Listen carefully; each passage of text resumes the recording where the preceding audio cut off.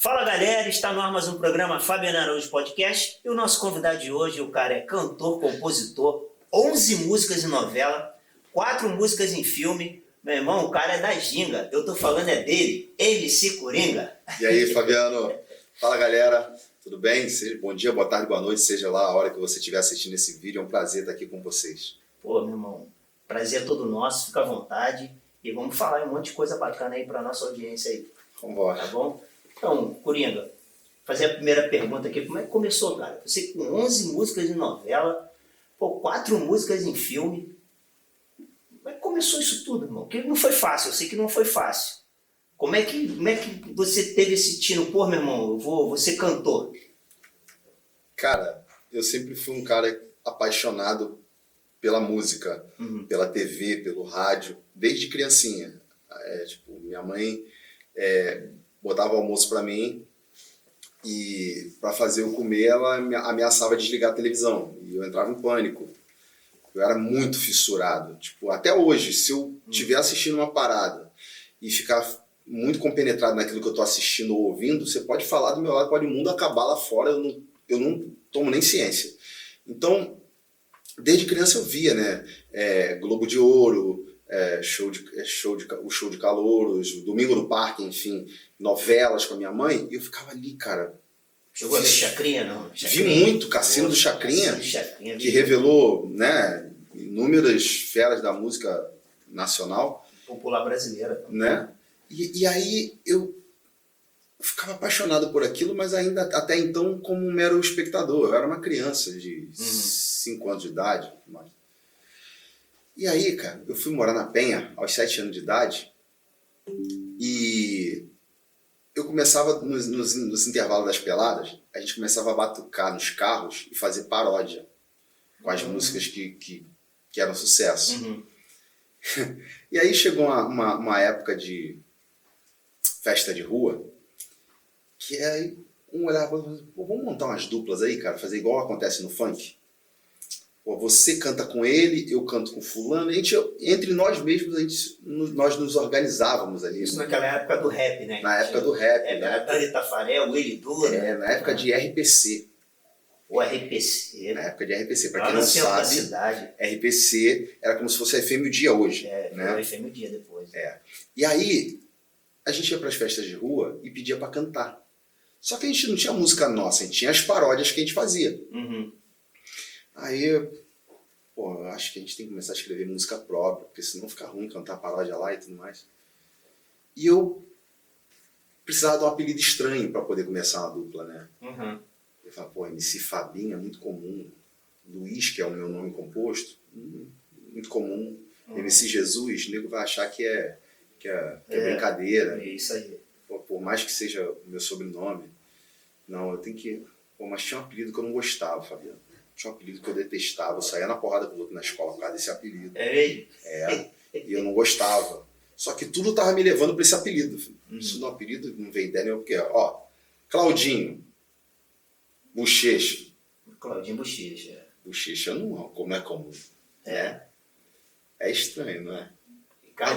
Agora não é mais estranho, porque a galera já consagrou, já pegou no colo, Bochecha, né? Pá, Ricardo Esquisito. Esquisito é meio esquisito. Nélio Espiga. Sinistro e Mião.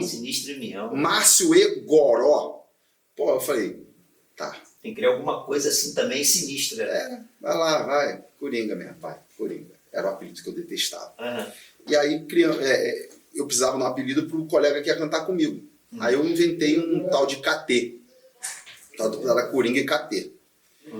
E no Morro do Sereno tinha uma dupla, que era o Galo e o Jabá. Que, na minha opinião, né, era a melhor dupla que tinha ali em termos de melody, né, no Morro do Sereno, Paulinho e Jabá. E o KT, geralmente a mãe do KT não deixava ele ir para as festas comigo, porque a gente chegava tarde. Então, chegou um belo dia que ela falou, não vai, perdi minha dupla. Eu precisava arrumar outro moleque para cantar comigo. Só que aí que tá a questão. Eu chegava para ele e falava, cara, preciso que seu nome seja KT. Não, mas eu tenho meu apelido, MC Pio, que não sei o que. Então, mano, a gente tá começando agora. Vamos de KT, sabe por quê? Porque Senão a gente vai ter que começar tudo de novo. Fazer outra letra para rimar. Entendeu? Vem comigo. Mano, eu sei que foram uns 4 KT aí na minha vida. Todo mundo virava KT. Todo mundo virava KT. E eu bolava... Chegou um dia que eu comecei a criar uma estratégia de, preciso tocar na rádio. Mas eu não sonhava com a RPC. Eu sonhava com o que estava ali próximo a mim, que era o quê? Uma rádio comunitária na Guaporé. Estava diante dos seus olhos, né? Sabe aquelas rádios que tem a caixinha no poste? Era essa caixinha, era essa rádio que a gente tinha na mão. Então todo dia eu ia lá pra rádio, sentava do lado do DJ lá e ficava vendo como funcionava a rádio. E aí, um belo dia, eu levei uma fita para ele e ele tocou a minha fita na rádio. E a minha reação foi levantar na mesma hora e correr pra rua. Eu falei, vai aonde, cara? Eu falei, calma aí. Aí eu parei debaixo do poste, onde estava tocando a minha música. Comecei a olhar para as pessoas. Pra ver a reação delas, né? Tipo, deixa eu ver como é que as pessoas reagem quando a minha música tá tocando. Eu não tava nem aí pra ver a música. Mas na minha cabeça, na minha imaginação, eu acho que partiu da minha vontade de que aquilo acontecesse. E aí eu comecei a... Nossa, as pessoas estão curtindo.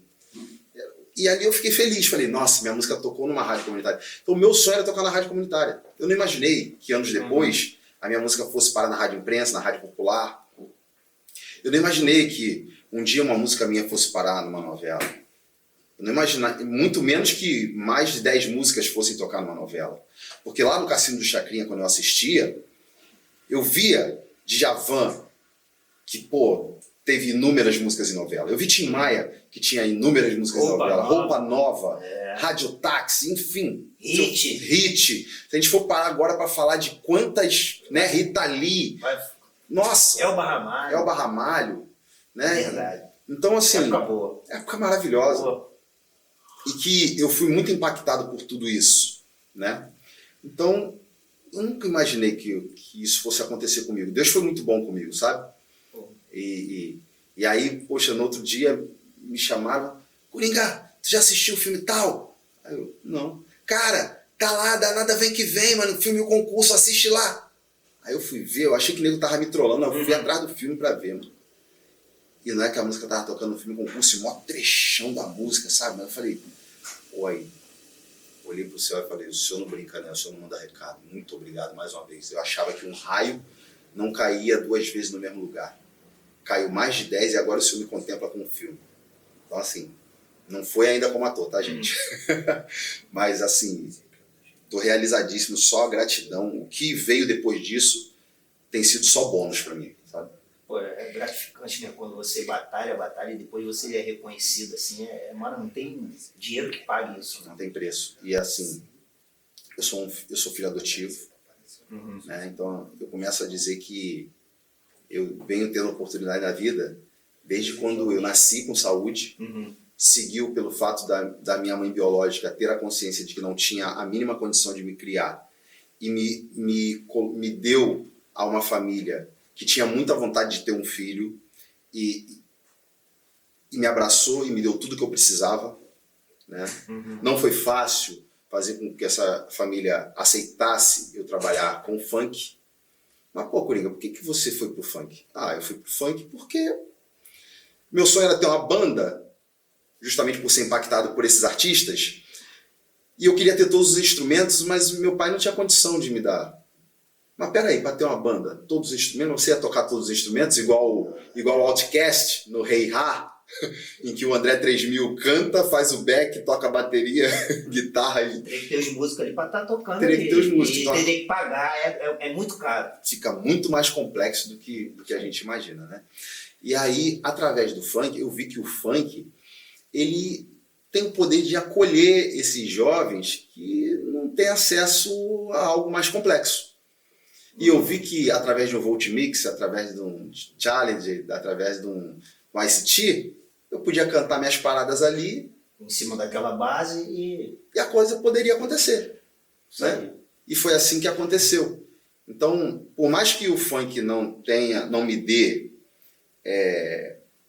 oportunidade de falar de amor, de falar de outros assuntos mais porque o funk ele é muito dinâmico, ele vai direto ao ponto. É o quê? É dançar? Então, vamos dançar.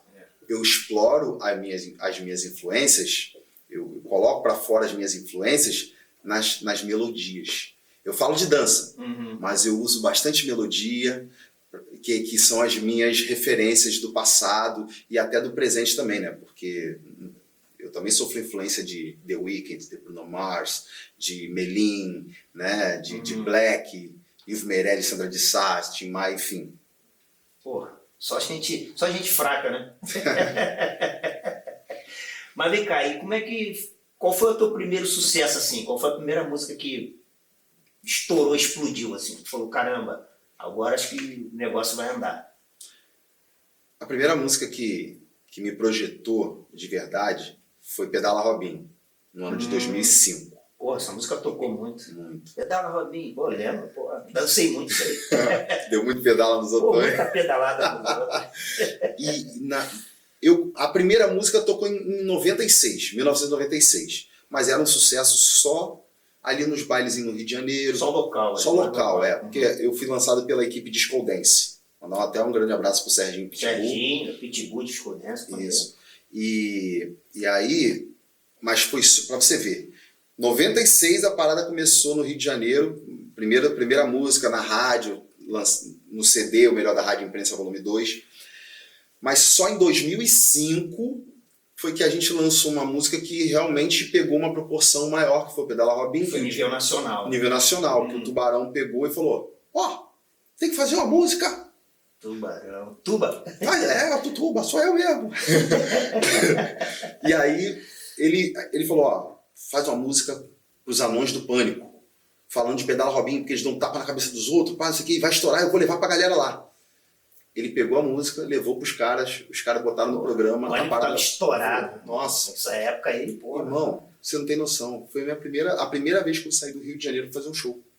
Caramba. Eu me lembro o nome do baile, me lembro o nome do DJ do baile, eu me lembro dos detalhes da primeira vez que eu saí do Rio de Janeiro pra fazer um show. Caramba, que maneiro. A Nitronite, que é uma casa que acabou há um tempo. Isso lá em São Paulo. Lá em São Paulo.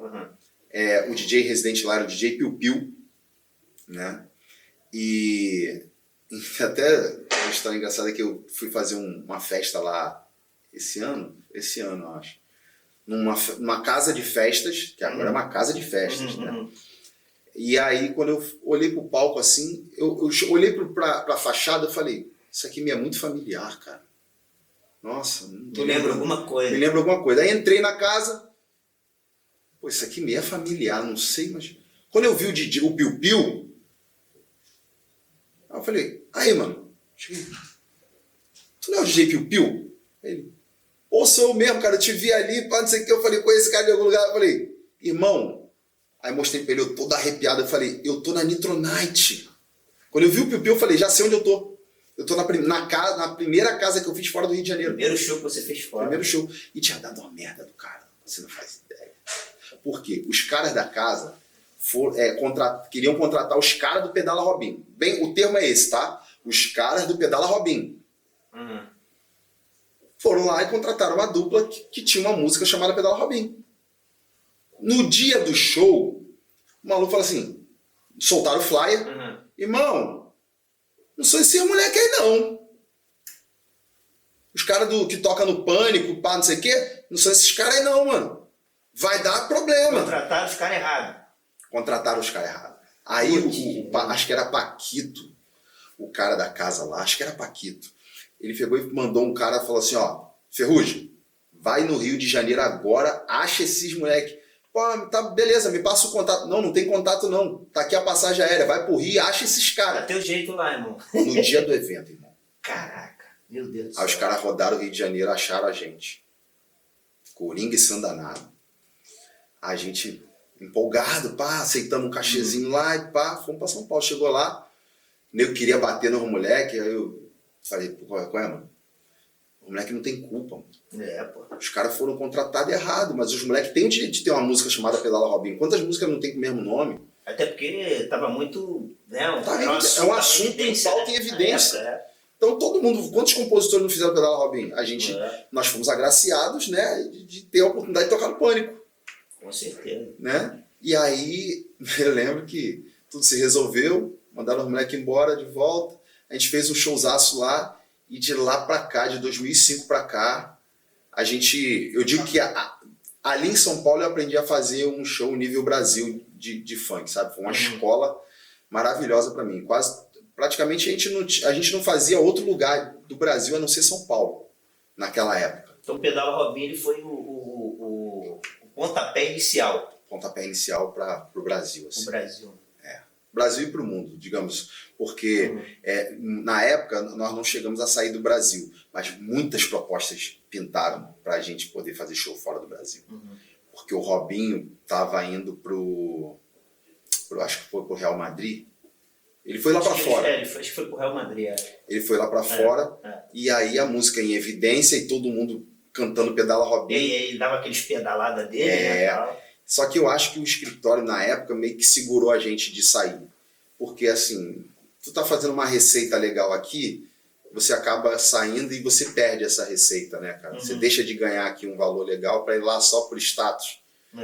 Depois eu fui entender isso. É melhor você ganhar o teu dinheiro aqui e sair de férias. Sair, porque lá também perde tempo também. Exatamente. Tu não chega da noite pro dia, né? Exatamente. Você deixa de fazer quantos eventos para você ir lá passar um final de semana. Entendeu? Com certeza. Aí depois disso, qual foi a música que explodiu? Depois do Pedala Robin? Depois do Pedala Robin, eu sempre trabalhei músicas em paralelo. Teve uma época que eu tava com 4 músicas tocando na rádio ao mesmo tempo, assim. Então, veio Pedala Robin, mas eu tava com a música Tá Dançando, tocando, aí lancei o Tamborzão Tá Rolando. O Tamborzão Tá Rolando foi a música que... Cara, essa música veio em 2007. E eu sempre falo nos 15 anos, casamento, formatura que eu faço, né? Fora os bailes, que graças a vocês que me dão a carona no carro de vocês tocando minhas músicas, que pedem minha música pro DJ, que ouvem nas plataformas digitais, essa música saiu de 2007. Na verdade, ela não saiu de 2007, ela transitou de 2007 até 2023. Tanto é que a gente está fazendo uma nova roupagem agora para ela e vamos relançar ela com uma roupagem similar à original, porque para não perder as características, né? Tamborzão Tá Rolando me levou a lugares que eu jamais imaginei que eu fosse. Tamborzão Tá Rolando foi também mais uma trilha de novela, que inclusive a favorita. A favorita. Né? A favorita. E Pedala Robin foi América, que foi a primeira música em novela. Tamborzão Tá Rolando, a novela favorita. E aí depois a gente continuou lançando. Lancei Vai Que Vai, Balança o Bicho, que foi uma música em paralela mais para as comunidades, uma parada mais dançante. Né? Essa é aquela do bicho que balança? O bicho que balança. Eu imitei igualzinho de lá. Já pode me dublar, hein? Porque essa daí foi uma trilogia. O Bicho que Balança foi uma trilogia, né? Lancei o Bicho que Balança, Vai Que Vai, Balança o Bicho. E lancei uma outra também que era com a mesma voz drive, né? Pra quem não lembra, Bicho que Balança. Tocou muito. Tocou bastante. E aí, por achar que já estava meio saturado, eu pensei, eu preciso pegar esse drive que eu faço com a voz e levar para o melody. E foi quando eu peguei esse drive e coloquei no Tamborzão Tá Rolando. Para que as pessoas entendessem que aquele mesmo cara que faz o Bicho que Balança, faz o Tamborzão Tá Rolando na parte que ela desce, que desce, que desce, quebra de ladinho, de ladinho. O pessoal deve estar olhando, achando estranho. Fecha o olho. Se você fechar o olho aí agora, fecha o olho, fecha o olho, fecha o olho. Isso. Agora imagina quem poderia estar falando e o salário, ó. Então assim, o Chico Anísio, ó. Quem tem influência nessa minha voz drive? O grupo Blackstreet, daquela música No Baby, No Baby, No Baby, que é um charme, que a galera que frequenta o viaduto sabe que eu tô falando. A galera do Arte Popular, com aquela música Requebra Bom. Requebra Bom, bom, não me dou meu nome. E acho que Pimpolho também, né? Pimpolho. No Pimpolho ele usa uma outra... Pimpolho! Já é uma voz um pouco diferente. Eles têm essa malemolência, né, cara? Essa flexibilidade. Sempre estão buscando novidade. E o Professor Raimundo, que eu só fui me ligar, porque às vezes a coisa fica no nosso subconsciente e a gente nem se liga e aí daqui a pouco a gente vai e bota pra fora. Quando a gente vai ver, você sofreu influência daquilo ali. Tu sabe que aquela coisa é familiar, mas você, porra, Da onde veio isso? Aí foi disso aí. Exatamente. Então eu comecei a usar esse drive, Um Tamborzão Tá Rolando, Um Tamborzão Tá Rolando, que foi uma música derivada da música Pernão Sarado, porque eu gostava muito dessa música Pernão Sarado. Que é do Márcio G. E aí eu ficava ouvindo ela, cara, e falava, cara, isso é muito maneiro. Porque tem o que eu gosto, que é melodia pra caramba, e tem uma produção bem enxuta, porém muito boa, e tem o beat do funk. Se eu não me engano, acho que foi Batutinha. Batutinha. Grande Batuta. Né? E aí eu botei o piano inicial do Pernão Sarado em loop e deixei rodando o dia todo. O dia todo. Minha esposa saía para trabalhar, chegava do trabalho, Fábio, ainda tá ouvindo isso aí? Falei, calma, relaxa, eu tô em processo. Tô meditando aqui. Eu tô em processo. Um belo dia, pra você ver, olha por quanto tempo. Um belo dia, eu ouvindo aquele loop, eu abri um plugin chamado Orchestral, que eu tinha. Eu morava no Morro do Sereno nessa época. E me veio uma melodia na cabeça. Aí eu fui lá no Orchestral, escolhi um violino e toquei. Pam, pam, pam, pam, pam, pam, pam, pam, pam, pam, pam, pam, pam, pam, pam, pam, pam, pam, pam, pam. E botei em cima do piano do Pernão Sarado. E falei, legal, gostei, é isso. Desconstruí o piano, fiz um outro piano, na época era muito pezinho de galinha, né? Ele fala que é pé de galinha, é quando o cara não sabe tocar piano, aí o cara vai ali e toca só com os dedinhos assim. Sou eu. Né? Hoje melhorou um pouquinho, não muito. E aí eu comecei ela tá dançando, ele tá dançando, ela tá dançando no embalo do meu som, ritmo envolvente quando tá, tamborzão tá rolando. Se você for reparar essa música são vários, o Leozinho e o Bob Rum falam muito isso, que o Tamborzão Tá Rolando é uma música só de refrão, só tem refrão na música. É só refrão, se for reparar, tudo ali parece refrão. Não tem estrofe, não tem estrofe, só refrão. E aí, eu tinha chamado o Márcio G pra gravar essa música comigo. Porque eu falei, pô, mano, o Márcio G tá bem com o Pernão Sarado, e se ele gravar comigo, a gente vai dar um boom. Só que aí ele não topou gravar e tudo mais, pá. Tava na correria dele lá. E eu gravei a música sozinho. E acabou que aí o Denis lançou a música. O Vitor Júnior refez a produção, mas manteve as características que eu criei. O Denis deu o toque de Midas dele lá, né? Usou toda a influência dele. Somamos as forças e o Tamborzão Tá Rolando veio parar em 2023. Eu costumo dizer bem assim, sabe? Porque a gente vive num momento em que as coisas estão muito dinâmicas, sabe? Então, eu tenho medo de repente, isso fazer com que cause uma amnésia nas pessoas, uma amnésia futura nas pessoas. Tipo, a ponto de eu perguntar a você tem 5 segundos, vou fazer uma brincadeira contigo, posso? Pode, claro, deve. Galera, eu vou fazer uma brincadeira com vocês aí que estão nos assistindo também. 5 segundos você tem para me responder qual foi a música do último carnaval.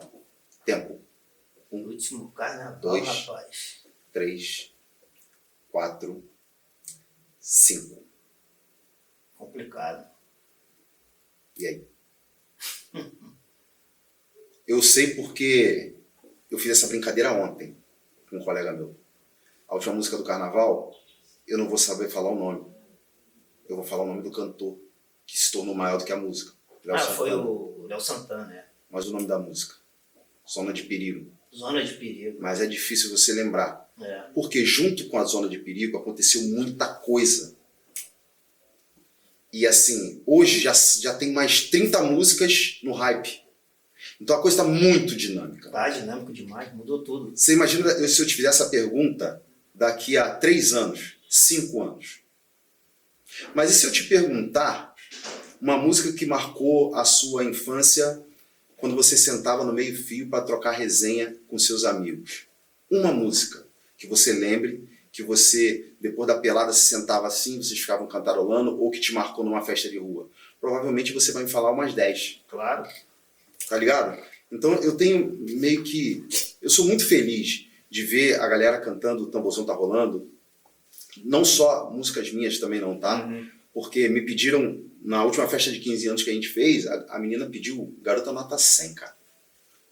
Foram músicas que eternizaram, né, cara? Entendeu? Corpo Nu, do Vinícius Gedinho. Pô, seus olhos, o seu corpo nu.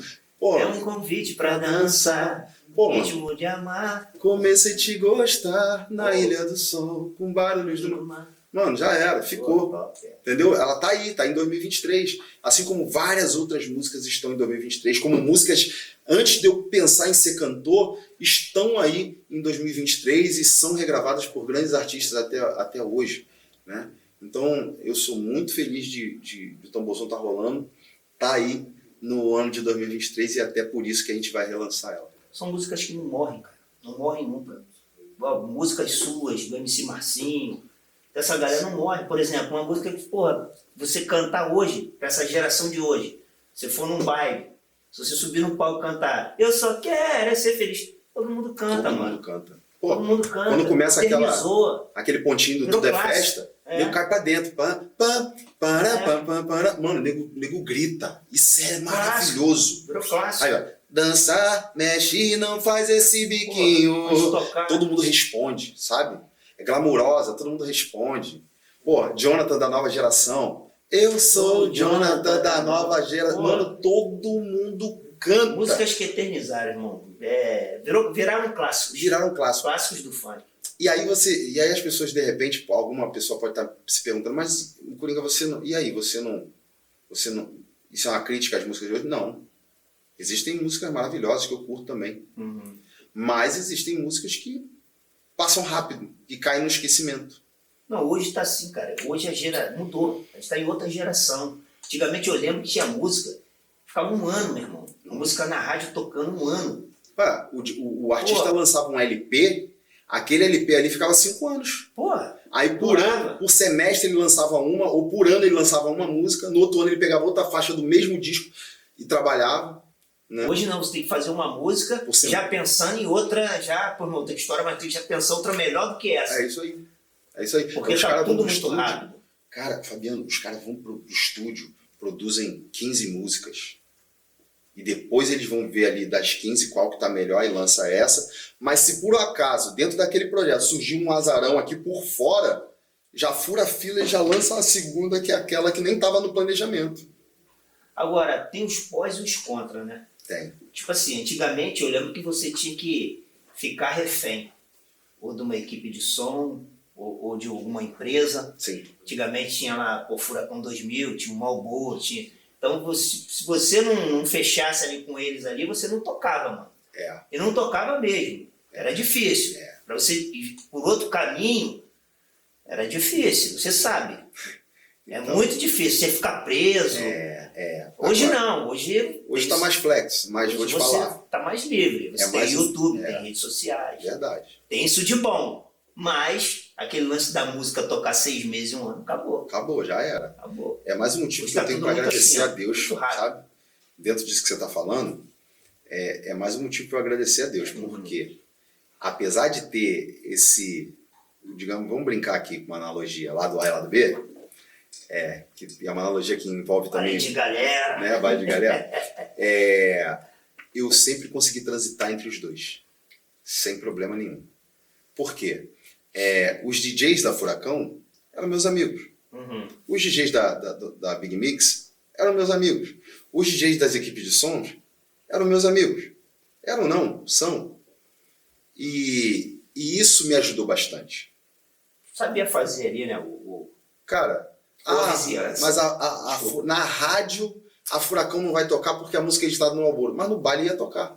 O baile era tão interessante quanto a rádio para mim. Porque o público que ouve a rádio frequenta os bailes. Muitas das vezes, quando acontecia na galera ali, nos bailes, e a música acontecia, aí eles tinham que tocar. Tinha que tocar. Tinha jeito. E assim, eu sempre fui meio ensaboado nessa parte. Só tinha aquele negócio, né? O fonograma aí é meu e tal, tem que editar comigo. Mas ali o legal é que eu sempre tive consciência do que eu estava perdendo e o que eu ia ganhar com isso. Sabe? Uhum. Porque eu vejo muito, em alguns casos, alguns artistas reclamarem de que eu fui roubado, eu fui enganado. Irmão, quando a pessoa quer o sucesso, muitas das vezes ela não lê o que está assinando. E depois o que vai acontecer? Ela vai reclamar.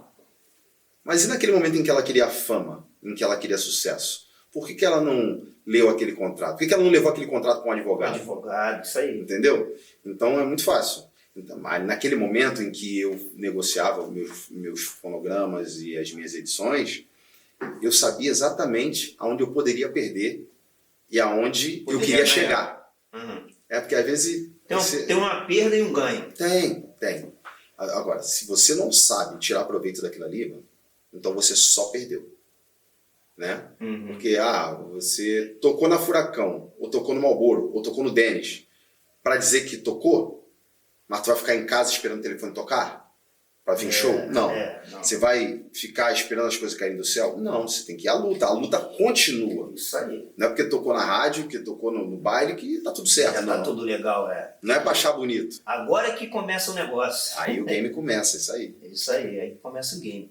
E você já foi alguma vez assim, lesado por alguma equipe de som, ou por alguma empresa dessa, ou algum empresário?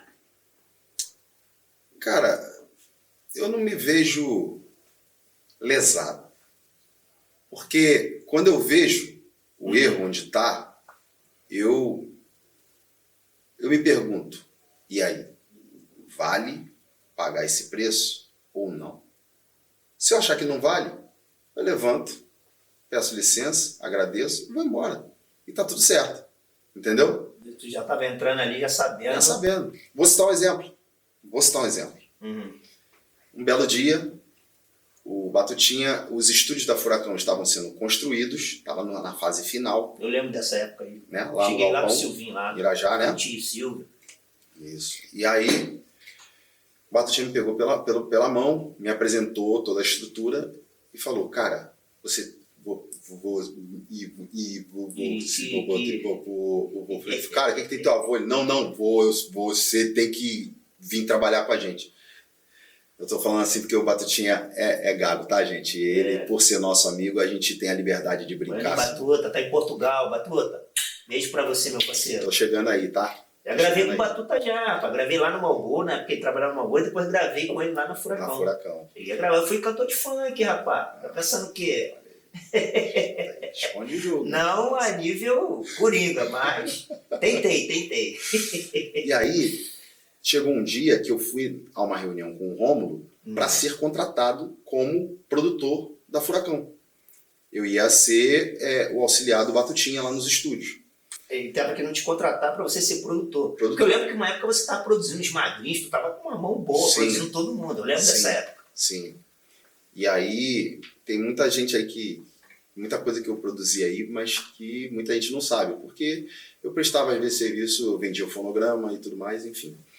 E aí eu fui para a reunião com o Rômulo e os DJs estavam ali, o escritório do Rômulo lá em cima, a sala dele lá em cima, né? E na escada, aí todo mundo na porta da escada falando assim, e aí, vai assinar com a Furacão? Vai assinar? Eu falei, pô, não sei, vamos lá, vou conversar com o homem lá.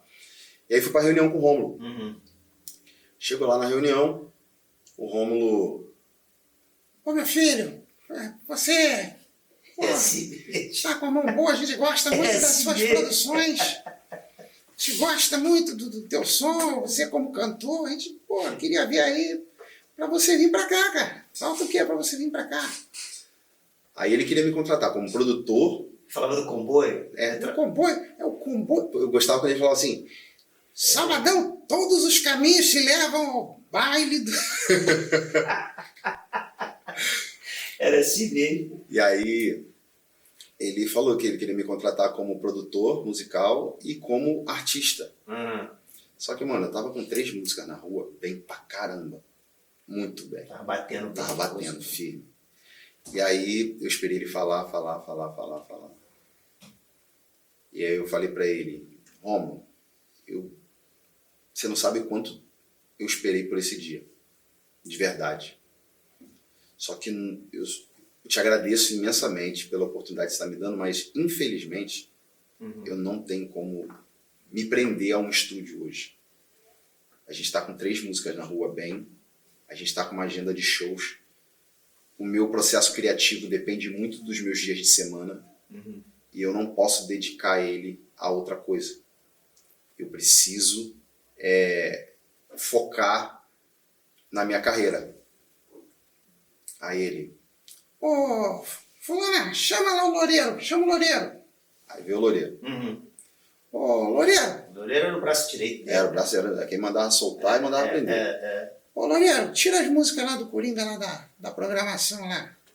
Assim. Caramba. Na minha frente. Ameaçando, né, meu irmão? Outro fecha comigo, então eu tiro tudo. Mas tá tudo bem. Tom de ameaça. Porque eu já tava olhando aquilo ali tudo como business, tá ligado? Eu já não tava levando mais as coisas pro coração. Porque aquilo ali era o meu ganha-pão, o meu sustento. Então, se eu não jogo o game direito, eu comprometo tudo que tá, né? Toda a estrutura, tudo familiar, tudo. Eu olhei pra ele, eu dei um sorriso e falei pra ele, mesmo assim, Romulo, muito obrigado por tudo que você fez indiretamente e diretamente por mim. Que assim, ele mais me ajudou indiretamente porque a estrutura dele executava minhas músicas, né? Com certeza. E você não editava tuas músicas lá? Não. No contrato? Só editei e Deixa a Gatinha Dançar lá, que foi uma música que o DJ Eduardo sonhava em ser... Cadu e as Gatinhas. O sonho dele era ser MC, mas quando ele falava lá dentro da Furacão que queria ser MC, todo mundo debochava dele. Bloqueava o cara. Aí ele foi lá em casa, lá no Morro do Sereno. Ô, Coringa, me ajuda. Eu falei, pô, se tu é DJ da Furacão e a Furacão não tem como te ajudar, tu acha que eu vou poder fazer alguma coisa? Pô, quem sou eu? Quem sou eu, cara? Tá, mas vamos lá, qual a tua ideia? Aí foi quando a gente produziu a música Deixa a Gatinha Dançar, divulgamos, e depois da música já estar estourada na rua, a Furacão teve interesse. E aí eu sabia que esse processo todo ia ser desgastante, que eu ia ter que abrir mão de determinadas coisas, mas o propósito ali não era esse. O propósito era realizar o sonho de um cara que sonhava em ser cantor. Então tá tudo certo. Entendeu a parada como é que funciona? Já foi muita coisa, né, irmão? Só em tu realizar um sonho de uma pessoa... Mano, duas frases que eu amo, duas palavras que eu gosto, realizar e transformar. Quando você realiza, você transforma, seja para o próximo, seja para você mesmo. Realizar e transformar, né? Então, assim, abençoado não é o que recebe a benção, abençoado é o que abençoa. Você abençoou ele. Eu tive a bênção de poder abençoá-lo, né? Digamos assim. E aí, indiretamente, o Romulo me ajudou dessa forma, com a estrutura dele que sempre executou as minhas músicas. Diretamente, foi ele ter me dado a oportunidade de ir lá para ouvir de que ele tinha interesse em me contratar como produtor musical. Isso para mim foi muito, muito bom, muito legal, né? E eu agradeci a ele por tudo e desci. Quando eu desci, lá embaixo a galera, e aí, o Coringa é do comboio. Eu falei, não, rapaziada, não foi dessa vez ainda. Quem sabe um dia a gente, né, venha a estreitar essa relação. Aí minha música, eu fiquei de castigo uns tempos, né, sem tocar e tudo mais, mas depois voltou tudo ao normal. No outro dia, eu tava recebendo... A raivinha passou? Passou. Eu acho que nem ele tava com raiva. Eu acho que faz parte do game, né, cara? Faz parte do business. Você vai dar um castiguinho, sabe? Vou puxar aqui vou apagar a luz dele aqui. Pra mostrar aqui queimando essa parada e tal. Mas, mano, eu também... Eu vejo da mesma forma que ele é negócio, ele tá certo, vai puxar pro lado dele, eu vou puxar pro meu. Eu acho que eu joguei bem esse game nesse dia. Vai brigar com a luz e com a ansiedade? Nada. No outro dia encontrei com ele no mercado lá, eu falei com ele, pô, você tem que ir lá, cara, vamos gravar a música lá na Furacão.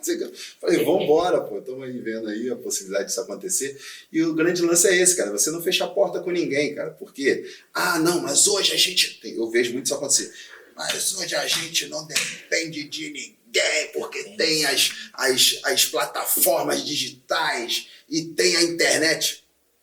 Se engana não. Tudo é necessário. Meu pai me ensinou precise de todos, mas não dependa de ninguém.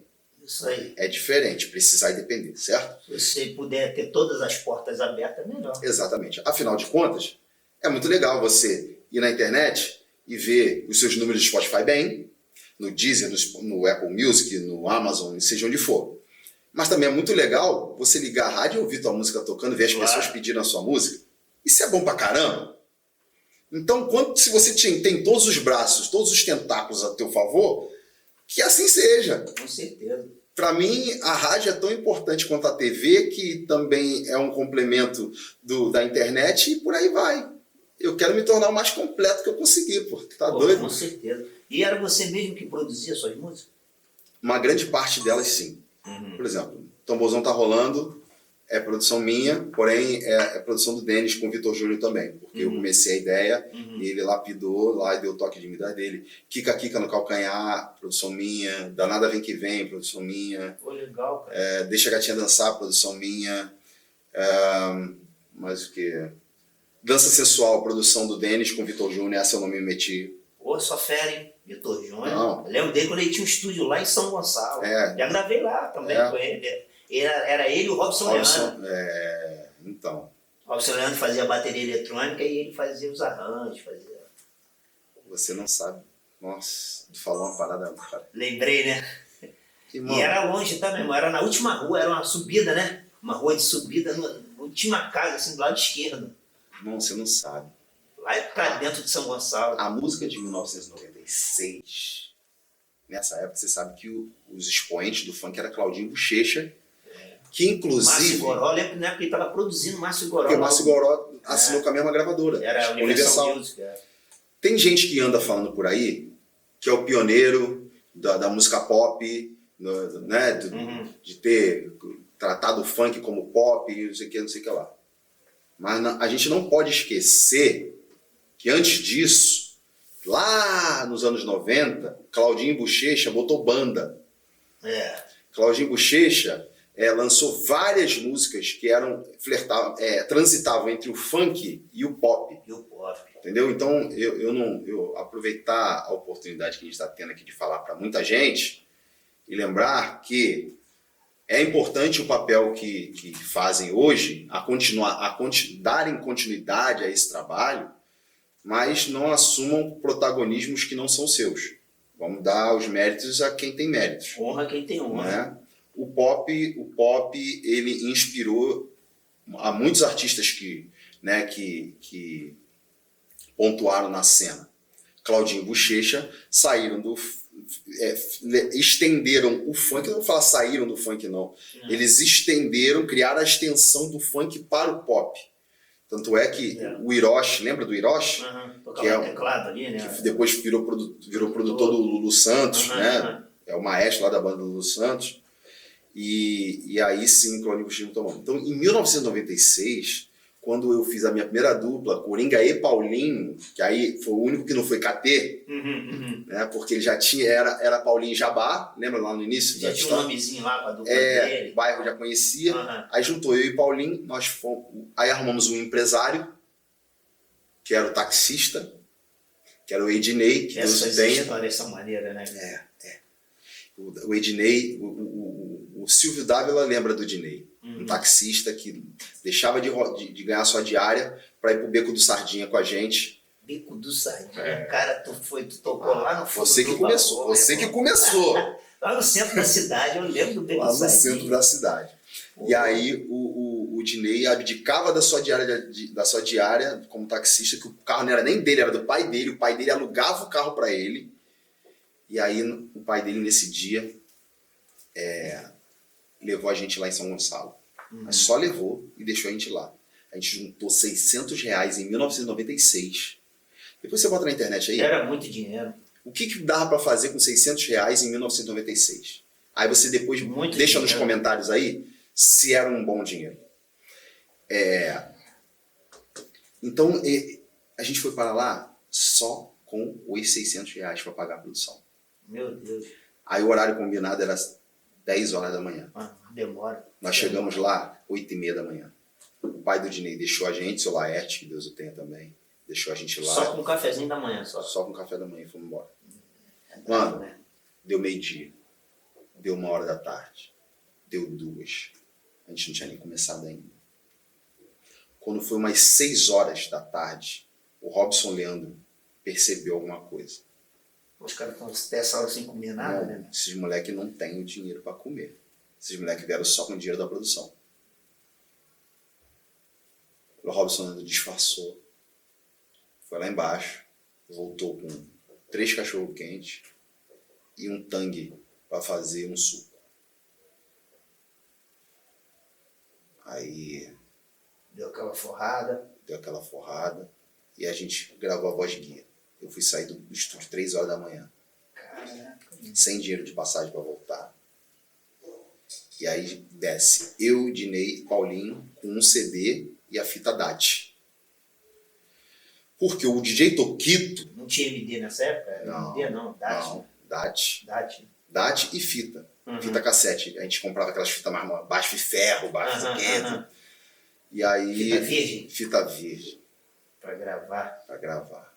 Por mais que a gente soubesse que alguns DJs pegavam aquela fita e apagava tudo e botavam a música deles lá, a gente continuava, né, sonhando. Verdade. E aí, mano, a gente foi parar num ponto de ônibus pra poder vir embora. A gente ia meter o calotão. Calote, pra quem não sabe, é quando você entra no ônibus, espera teu ponto e desce sem pagar. Entendeu? Fica a dica. Não fica dica nenhuma, não. Isso é feio. Não dá nem pra fazer mais isso hoje. A última vez que eu dei um calote, meu irmão, me arrebentei todo. Nunca mais eu quis. Tu pulou do ônibus? Pulei andando. Pô, me arrebentei todo. É porque tem que ter um macetinho, tu tem que projetar o corpo. Não vou ficar ensinando essas coisas pra você, não. tá lá, ali, o caloteiro. Como é que a gente identifica o caloteiro? Tá rindo lá. O pessoal da minha produção, tudo caloteiro. Tudo caloteiro. Aí, mano, estamos lá parados esperando um ônibus, passou um carro. O carro deu a volta, passou de novo. 10 minutos depois passou o mesmo carro. 5 minutos depois os caras já passaram, já mandando a gente ajoelhar, botar a mão na cabeça, os caras tudo com a arma na nossa cabeça, achando que a gente estava ali esperando um momento para roubar as lojas que estavam fechadas. Deviam ser segurança ali da área. Provavelmente, Deviam ser policiais e tal. E aí, mano, não, moço, pelo amor de Deus, nós somos do Rio de Janeiro, a gente veio gravar uma música num estúdio que tem aqui, ó, tá a fita aqui, tá, pelo amor de Deus. Vocês estão sendo ladrão, rapaz, são bandido, rapaz. Vocês estão querendo roubar, rapaz. Não, moço, mete o pé, pô, e tira o pó, e eu procurando o furo, né? Furou. E a gente corria, só que eu e Paulinho, a gente tava no shape, o Dinei era gordinho, velho. Então o gordinho sempre fica para trás. Não dá para acompanhar. Então a gente corria e parava para esperar o Dinei. Foi mó comédia, a gente não sabia se ria, se chorava, enfim. Corremos muito, mas muito. Pensa no muito. Tipo, o que a gente correu devia dar uns 20 reais de táxi. Tô zoando, é só uma brincadeira. Mas é bem isso. Mas e aí? E aí, a gente viu lá no fundo. A gente olhou lá pro fundo e viu algo amarelo vindo. Dinei, tu conhece? É um táxi que tá vindo ali? É, um táxi. Pô, mano, vou me jogar na frente desse carro, mano. A gente tem que conseguir ir embora, senão a gente não vai conseguir ir embora, mano. A gente não tem dinheiro. Porra, é longe, né? Aí para. São Gonçalo. E pra quem não sabe, o táxi amarelo com a faixa azul, ele atua no Rio de Janeiro. Se ele estiver do outro lado da ponte, ele tem que desligar a bandeira, porque ele não pode pegar passageiro. Ele só pode deixar o passageiro que veio do Rio. Verdade. E assim serve para as outras praças. Verdade. O táxi de Niterói só pode deixar no Rio, não pode pegar passageiro do Rio para Niterói. Enfim, a bandeira apagada. Aí, ao invés de a gente só pedir o cara para deixar a gente no destino, que era a minha casa, eu fui querer contar a história pro taxista. Quase que eu estraguei tudo. Eu falei, moço, pelo amor de Deus, deixa a gente na penha, eu não tenho dinheiro. Pra que eu fui falar isso, irmão? Era só falar, me deixa na penha. Não, eu fui explicar. É que a gente tá sem dinheiro, meu pai vai pagar a corrida quando chegar lá. Isso é um desespero, né, meu irmão? Um desespero. Porra. Aí o cara olhou pra gente assim, meio desconfiado. Aí o Dinei, pô, eu sou taxista também, cara. Pô, a gente tá sem dinheiro, cara. Aí o cara, tipo, entra aí. Tipo, tá falando muito, entra aí. Aí deixou a gente na porta da minha casa. Eu acordei meu pai 4 e pouca da manhã, quase 5 horas da manhã. Meu Deus do céu. Era 5 horas da manhã, quase 6. Mano, meu pai falou pra mim o seguinte. Você me comunicou de que você ia me comprometer com seus problemas? Aí eu falei, não, pai. Tá bom. Vamos lá, vou pagar o táxi. Pagou o cara. Mano, eu tomei uma surra. Mas tomei uma surra. Isso é pra você aprender a não envolver meu nome nos seus problemas. Eu tô aqui pra te ajudar. O teu problema tá resolvido. Agora o seu problema é comigo. Eu comprei o seu problema. Meu Deus. Meu pai era sinistro. Deus o tem. E eu não tenho nada a reclamar disso.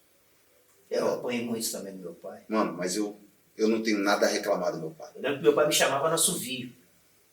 E eu tinha que ir, tá? Quando eu assoviasse, eu largava do jogo. Pô, às vezes eu largava jogando bola mesmo. Largava a bola e eu... Não, meu pai, tem que ir. Se ele assoviasse 2 vezes, eu apanhava. Cara, eu tenho até uma desconfiança sobre o meu pai, sabe? Uhum. Tem aquele personagem Jason da Sexta-feira 13? Sei.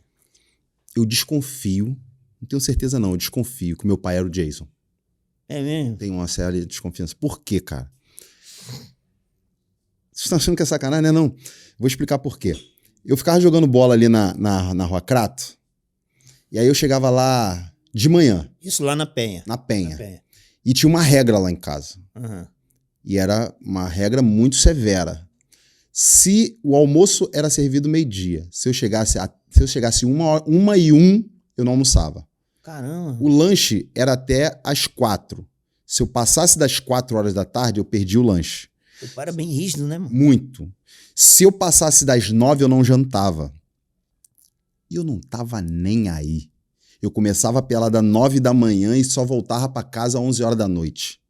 Só que tinha dia que ele percebia, tipo, pô, ele fez isso ontem, tá fazendo isso hoje, esse moleque não vai comer, esse moleque vai adoecer e daqui a pouco vai me dar dor de cabeça, não sei o quê. Uhum. Meu pai brotava na esquina da Rua Crato com um cinto na mão. E a pelada rolando, eu aqui, pá. Quando a pelada congelava, parecia que a pelada congelava. O mundo parou, sabe? Quando o mundo para, congela assim, tu dá o pausa. Todo mundo aqui. Eu de costas, eu falava assim... Teus amigos já falavam... Mano, parecia que era ensaiado, um coro. Tá ligado? Deu ruim. Aí eu de costa pra esquina, eu falei, meu pai. Quando eu olhava, meu pai. Só fazia assim. Não, ele não fazia nada. Ele era a figura do Jason... fria, com facão na mão, no caso do meu pai, com cinto, mas você vai entender por que eu acho que eu tenho essa desconfiança que meu pai era o Jason. Porque eu não passava pela esquina por ele que eu sabia que ia tomar uma lambada. Uhum. Né? Então o que eu fazia? Eu pulava o muro da casa do Elber, que já saía nas costas da minha casa. Uhum. E ali, dentro do meu quintal, eu me escondia. Aí, mano, eu pulava o muro do Elber. Irmão, quando eu olhava pra sala, meu pai já tava sentado na sala. Aí tu, pô, como? Ah, caraca. Eu corri pra caramba, pulei aqui, pulei ali, subi não sei o quê. Peguei o metrô, ônibus, bicicleta, barco, cipó e o caramba. E meu pai já tá aqui. Não é possível, meu pai é aquele cara lá, mano. Isso só acontece nos filmes do Jason. Quem é o Jason? Meu pai. Aí, o que meu pai fazia? Meu pai fingia que tava tudo bem. Aí eu tomava coragem. Não vai rolar nada, não. Não vai rolar nada, não. Eu entrava em casa, ia tomar banho, meu pé preto. Aí quando eu ia lá em casa era proibido tomar banho de porta aberta, de porta fechada. A porta tinha que ficar aberta. Tudo que eu fosse fazer no banheiro, dormir de quarto fechado, nada disso. Mas por que tinha essa... Não sei. Eu era proibido de fechar a porta do meu quarto e de fechar a porta do banheiro. Isso era uma regra lá. A regra. E aí, até ele e minha mãe também nunca fechavam a porta do banheiro. Uhum. E aí, mano, meu pai passava, eu tomando banho, ele passava, olhava. Quando eu estava ensaboado, quando na ideia dele, essa hora já passou o sabonete. Quando eu estava ensaboado, ele vinha, lembra do fio rígido? Claro. Mano, ele me metia a porrada só de fio rígido. Porra, que ele deixa cada vergalhão na... E eu com sabão no corpo. Meu Deus do céu. Eu apanhava firme, mas também eu errava firme. Eu quebrava as regras, tipo, não tem meia regra, não atrasei meia hora, não. Eu perdi, foi todas as refeições, tá ligado? Uhum. E aí, passou um tempo que ele parou de me bater. Ele falou assim, não vou te bater mais não, você não tem jeito. Você não tem jeito. Se eu ver você brincar depois daquele ralo lá da Rua Viçosa, você tá de castigo. Se não cumprir com os meus horários, tá de castigo. Se eu mandar você ir na rua comprar alguma coisa pra mim e você não comprar e voltar logo, tá de castigo. Aí tinha um quartinho lá, que era quartinho de material. Só que tinha espaço pra um colchonete. Ele botou um colchonete lá, forrou, e ele me botava dentro desse quarto de castigo. E posso te falar, eu apanhei muito do meu pai, da minha mãe, mas eu preferia apanhar do que o castigo. Pô, mano. Pô, vai ficar sem ter o videogame. Na época era aquele CCE, né? Atari. Dynavision, Atari. Pô, meu irmão, vai ficar sem videogame, não vai jogar bola, não. Pô, meu, só pro colégio voltar. Porra, era pior. Cortava a televisão. Meu Deus. Balão mágico. E o tempo não passa. Pô, meu irmão. E o tempo não passa. Pô, me bate, que é melhor, porque bate, né? passa, né? Acabou. Bateu, acabou. Acabou. Sofri ali, tá bom, valeu. Dói, Verdade. dói, mas passou. Irmão, me botou no quartinho. Só que, mano, não vou ficar naquele quartinho. Ah, mas não vou. Eu tô ali, tem alguma coisa pra eu fazer? Não. O que te resta dentro de um quarto? Pensar. Não deixa eu pensar, não. Irmão, eu fabriquei com o próprio fio rígido a chave. Caramba. Lembra daquela chave de forma? Que era um buracão? Enfio o fio rígido ali. Pá. Destrancou. MacGyver, consegui. Pulei o muro, saí na casa do Elber, futebol. Daqui a pouco eu escuto. Eu falei, Já era. ai, meu Deus. Ai. Pulei o muro, voltei pela casa do Elber, caí lá em casa, aí eu mesmo entrei no quarto e me tranquei. Tava lá. Não, aí eu nem olhei. Já me tranquei direto. Aí ele brotava. Como é que você conseguiu abrir a porta? Me conta. Como que você abriu a porta? Eu quero saber. Fala. Aí eu tive que explicar pra ele. Não, eu fiz assim, assado. Ele, filha, conta pra tua mãe. Como é que você fez? Eu fiz assim, pai. Apanhei. A minha comida passava por debaixo da porta. Ele, eu não quero abrir a porta mais pra ele. A comida vai passar debaixo da porta. Ele cortou a porta assim pra passar a comida. E eu continuei ali dentro, fazendo sabe o quê? Pensando. Deixa eu pensar, não. Agora eu vou abrir a janela. Não tinha janela, filho. Não tinha? Não tinha janela. Era um quartinho. Caramba, só tinha porta. Com o quadrado do box, o vaso sanitário e uma pia. Caramba. Que inclusive anos depois, quando eu casei, quando eu fui morar junto com a Manuela, eu morei ali dentro. Dentro desse quarto. E aí eu comecei a olhar pro teto, soltei uma telha. Ah, era de telha, não era de laje. Eu soltei uma telha, cara. Eu fugi pelo telhado. Eu era arteiro, né? O quê? Irmãos, se ele me prendesse de novo, eu ia cavar um buraco, velho. Aí, tá, fugi pelo telhado, pá. Tô eu lá na Rua Crato jogando bola. E tá. Quando falava deu. Ai. Jason tá na área. Jason surge. A ressurreição. Volta eu pra casa do Elber, entro pelo telhado e pá, não sei quem, me escondo ali. Você fez outra chave? Não, pai. Me conta, como que você saiu? Ai, pai, não me bate não, pai. E a telha, pai. Eu soltei a telha, pai. Filha. Conta pra tua mãe. Mãe. Não deixa ele me bater, não. Conta pra tua mãe. Não deixa, pai. Conta pra tua mãe. Eu abri o telhado, mãe. Eu abri o telhado. Tomei outra lambada. Aí ele mudou a estratégia de novo. Ele falou. Ele pensou na cabeça dele. Isso tudo eu imaginando, tá? Esse garoto não tem jeito. Bati, não teve jeito. Não teve jeito. Botei de castigo. Não tem jeito. Ele tá fugindo. Já sei como é que ele não vai fugir. Olha aqui, a partir de hoje, tá vendo esse short aqui, essa blusa? Você vai usar esse short e essa blusa. E quando sujar, a sua mãe vai vir e vai te dar um outro short, uma outra blusa, e você só vai usar isso. Tá. Quando eu fui ver, mano, o short tinha mó rombão na bunda. Caramba. E a camisa tinha mó rasgadão, tá ligado? Tipo assim. Era uma guerra de estratégia, né? Era uma guerra de estratégia. E na cabeça dele? Não, esse garoto deve ter pelo menos 0,5% de vaidade. Ele não vai fugir desse jeito. Com short rasgado na bunda. Aí eu fui, dei um jeito de abrir a porta de novo.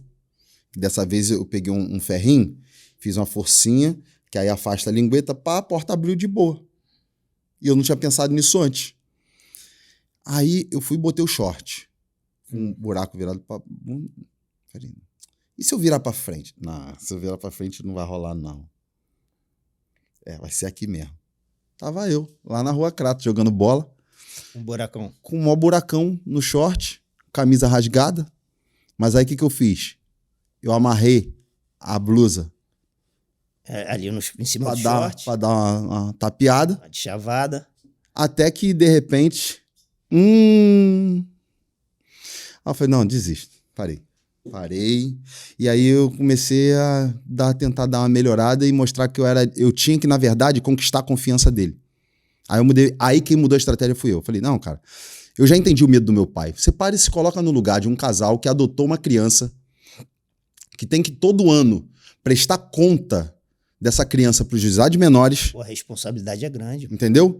E que a maior preocupação desse pai é saber se esse garoto não vai se envolver com coisa errada. E era isso que ele estava tentando fazer. De uma forma errada? Sim, porque eu podia ter me revoltado. Eu podia ter ganho o morro. Eu estava no pé do morro. É verdade. Você tá entendendo? E muitos dos meus amigos moravam no morro. Às vezes ele falava, eu não quero você subir, passando do ralo. Eu passava do ralo e tava na casa do Cleiton, jogando Super Nintendo, que só ele que tinha.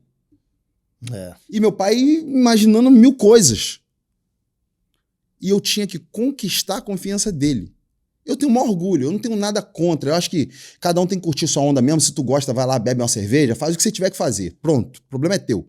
Mas eu tenho o maior orgulho de dizer que eu nunca me senti atraído por drogas, por maconha, por cocaína, essas coisas todas. Nunca me senti atraído. E olha que eu andei dentro de comunidade, olha que eu tive perto de coisas né, que flertavam com esse tipo de coisa. Coisas ilícitas, né? Coisas ilícitas, mas eu nunca me senti atraído por isso. Eu estava cego pelo encanto da arte da música. Era isso que eu queria pra minha vida. Né, mano? Tinha um objetivo. E eu nem sentia, eu não pensava de que era isso.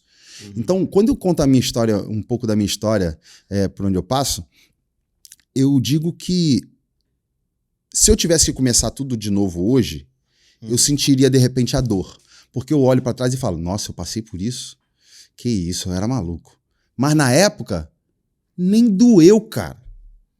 O meu pai biológico, meu suposto pai biológico, porque é não declarado, ele apareceu em 1991 e me presenteou com um relógio da Dumont. E queria pagar material escolar e um monte de roupa. Meus pais não deixaram. Não, ele não precisa de nada de você, não. Você está aparecendo agora, o que você quer? Mas eu acho que ele queria meio que se redimir, né? Se arrependeu. Se arrependeu de alguma coisa e tudo mais. Aí ele me deu um relógio da Dumont. Eu guardei aquele relógio ali durante um tempo, os anos passaram, e aí eu vendi esse relógio para poder comprar uma bicicleta toda ferrada. Mas a bicicleta era toda lascada. Só tinha uma coisa que prestava na bicicleta, era o quadro. E aí eu fui oferecer pro João, que era um cara que tinha uma Ferrari na rua de trás. Aí o João... O cara tinha uma Ferrari? O cara tinha uma Ferrari. Que isso, mano? Não, mas porque o que acontece? O João, ele tinha uma condição boa. Ali era a casa era a casa do subúrbio dele. Mas ele morava em outro lugar. Mas a família dele morava ali. Então, muitas das vezes ele ficava por ali. Uma Ferrari bonita, vermelha, pá. E aí eu fui oferecer, eu falei, pô, vou tentar vender esse relógio pro João. Pô, pra que eu vou fazer isso? O meu pai, ele foi no meu pai, sem eu saber, perguntar, pô, vem cá, teu filho tem um relógio assim? Pá, não sei o que, tem. Ah, por quê? Não, porque ele apareceu querendo me vender um relógio, não sei o cara quê. Foi saber os procedimentos, né, do relógio. Isso é coisa adulta, né, velho? Coisa de adulto, coisa de pai. E aí, só que na cabeça do meu pai, ele deve ter pensado, pô, será que meu filho tá usando droga pra querer vender o relógio? Aí eu consegui provar pro João, falei, não, João, é que tem um cara que tá vendendo uma bicicleta, eu preciso muito de uma bicicleta. Eu preciso de uma bicicleta. Vou fazer meus corre, né? Eu não tenho dinheiro de passagem pra ficar pagando pra lá e pra cá, eu preciso de uma bicicleta. Aí o João foi, me comprou o relógio de mim. Eu fui lá, comprei aquele quadro que parecia uma bicicleta. Eu mesmo mexi nela, deixei ela de um jeito assim. Não tinha dinheiro pra pagar o cara pra consertar, então falei, irmão, tá quebrado. Pior que isso não vai ficar, então bora. Irmão, aí eu comecei a ir na casa dos DJs que eu conhecia. Eu ia na casa do Paulinho Cabeção, que morava em Brasília. Eu ia na casa do DJ Matosão, que morava lá no Complexo do Alemão, lá na Itararé, lá. Porra, aí eu ia na casa do DJ Bambam, que morava em Vaz Lobo, e eu rodava tudo de bicicleta. Só que tinha um detalhe. Toda vez que eu chegava na casa desses DJs, eu chegava pedindo pra lavar as mãos. Saia a corrente da bicicleta. Toda hora saía a corrente da bicicleta, eu tinha que ir lá e... Já tive uma bicicleta assim. Já, né? Porra, meu Cara, Deus, que sofrimento. Muito sofrimento. Você já passou por isso aí, não? Já sujou tua mão de graxa da bicicleta? Porra. Fala, Mano, já comenta aí, deixa aí, comentário pra gente aí. Então, assim, essa bicicleta me aproximou de muitas oportunidades que eu não imaginava. Foi assim que eu virei amigo do DJ Paulinho Cabeção, foi assim que eu me aproximei dos outros DJs, das equipes de som, que eu comecei a falar a mesma língua que os DJs, porque eu não queria ser um chato que ia lá pedir pra tocar música. Eu comecei a entender o processo todo. Eu sei discotecar, eu não exerço profissionalmente, mas eu já sabia tocar como DJ. Pô, legal. Então eu não queria tocar nos bailes, eu queria só falar a mesma linguagem que eles, pra não ser mais um chato. Então, a bicicleta, ela foi muito importante na minha vida, muito. Se não fosse a bicicleta, eu não sei o que seria de mim. Eu fui trabalhar não sei se você ouviu falar no Pedrinho da Safari. Já ouvi falar dele, pô. Né? Era um dos maiores realizadores conheci. De eventos, produtor de eventos da Zona Norte. E aí, ele tinha a matinê do Olaria, Atlético Clube. E eu ficava, pô, mano, eu tinha que cantar no Olaria. O que eu vou fazer pra cantar no Olaria? E aí eu descobri que tinha uma equipe de divulgação que distribuía papelzinho durante a semana. Aí um colega meu me botou na fita. O dinheiro era pouco, mas parecia que eu tava ganhando uma credencial pro baile. Tudo estratégia pra você estar ali perto, né? Como diria Paulinho Gogó, quem não tem dinheiro, conta história. Conta história, isso aí. No meu caso, quem não tem dinheiro faz história. Aí eu fui. Eu falei, pô, mano, eu tenho que me destacar nessa equipe de produção. Como que eu vou fazer? Já sei. Eu pegava os panfletos. Eu sabia que tinha gente na equipe que pegava os panfletos, jogava no ralo, jogava na lixeira.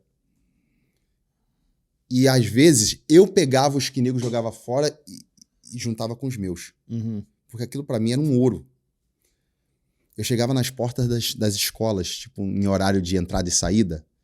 E aí eu era feio, tá? Se tu tá me vendo aqui e tá me achando feio, eu já fui muito mais feio do que eu sou.